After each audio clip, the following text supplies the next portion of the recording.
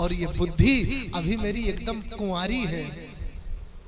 और एक कुंवारी बेटी जब बड़ी हो जाए और उसका बाप उसका साथ छोड़कर चला जाए तो महाराज उस बेटी को कोई सम्मान की दृष्टि से नहीं देखता। कृष्ण, आज मैं अपने इस मति रूपी बुद्धि को इति मति रूप कल्पिता वितृष्णा आपके चरणों में समर्पित करता हूं। और केशव, चिंता मत करना, मेरी बुद्धि आपके योग्य है। किसी भी पुरुष को पत्नी कैसी चाहिए? भक्तिन हो, भाववान हो, सुशील हो, कर्मवान हो। तो पितामह कहते हैं कि भगवती सात्वती पुंगवे विभूमनि, ये भगवती के समान पवित्र है, सात्विक है, पुंगवे विभूमनि, दृढ़ निश्चयी है, सेवा भावी है, आज्ञाकारी है, भक्तिन है। इसने मेरे आज्ञा के अलावा बाकी किसी की आज्ञा को नहीं माना है।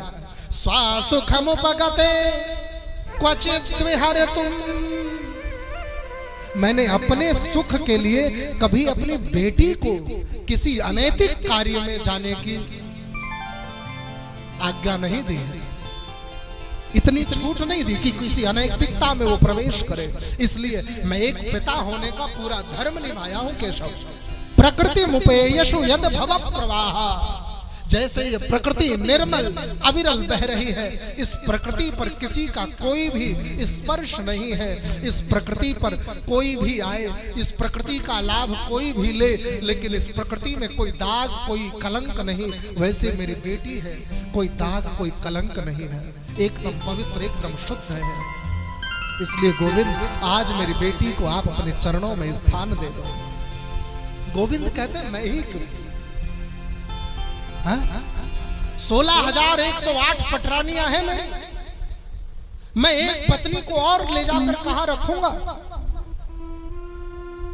महाराज पितामह कहते हैं, कृष्ण, आप जैसा योग्य पति मेरी पुत्री को दूसरा नहीं मिल सकता। एक पिता का धर्म क्या होता है?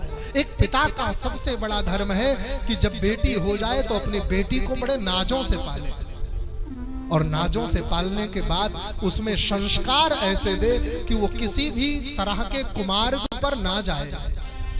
और संस्कार देने के बाद उस बेटी को ज्ञानी भी बनाए, यानी शिक्षा भी दे, संस्कार भी दे, और उसके बाद किसी योग्य वर को ढूंढकर उस कन्या को उस वर के हाथों में समर्पित कर दे। ये एक सफल पिता का धर्म होता है।